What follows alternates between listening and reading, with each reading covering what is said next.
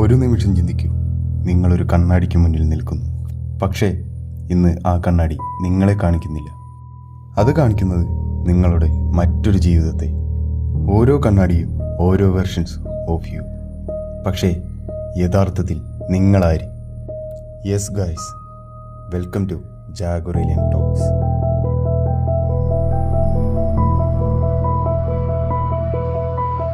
ഒരു സാധാരണ പ്രഭാതം. നിങ്ങൾ കണ്ണാടിക്ക് മുന്നിൽ നിൽക്കുന്നു, മുടി ശരിയാക്കുന്നു, മുഖം നോക്കുന്നു, എല്ലാം സാധാരണ പോലെ തന്നെ.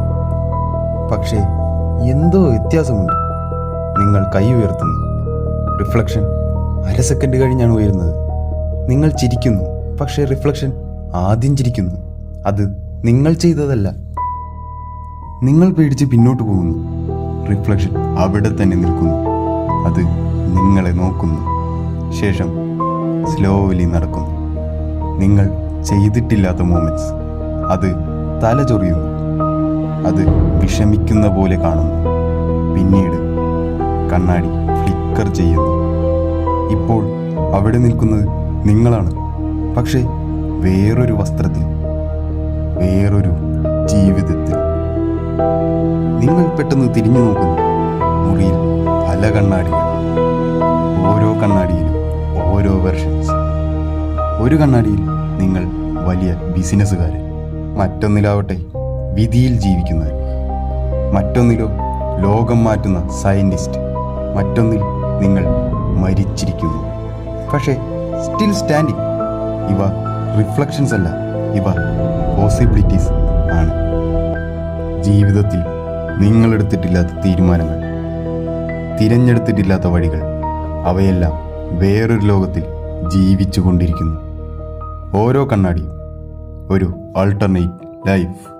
നിങ്ങൾ ഒരിക്കലും ആയിട്ടില്ലാത്ത നിങ്ങൾ ഒരു കണ്ണാടിയോട് അടുത്ത് പോകുന്നു. അവിടെയുള്ള വെർഷൻ നിങ്ങളോടടുത്ത് വരുന്നു. അത് കൈ നീട്ടുന്നു, കണ്ണാടിയിൽ സ്പർശിക്കുന്നു. പക്ഷേ കണ്ണാടി വെള്ളം പോലെ അലയും. അവൻ്റെ കൈ പുറത്തേക്ക് വരുന്നു. അത് നിങ്ങളുടെ കൈ പിടിക്കുന്നു. ആദ്യമായി കണ്ണാടികൾ നിയമം തകർക്കുന്നു. അവൻ കണ്ണാടിയിൽ എഴുതുന്നു, നീ ഞങ്ങളെ കാണാൻ പാടില്ലായിരുന്നു.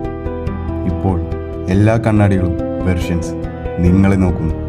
ചിലർ കരയുന്നു, ചിലർ ചിരിക്കുന്നു, ചിലർ ഓടാൻ പറയുന്നു.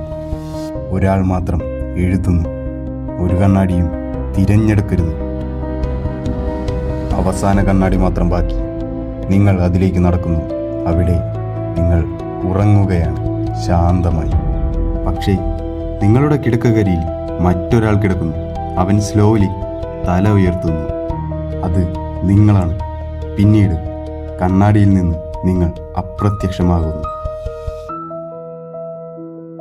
യഥാർത്ഥത്തിൽ നിങ്ങൾ കണ്ണാടിയെ നോക്കുകയായിരുന്നോ? അല്ലെങ്കിൽ കണ്ണാടി നിങ്ങളെയോ?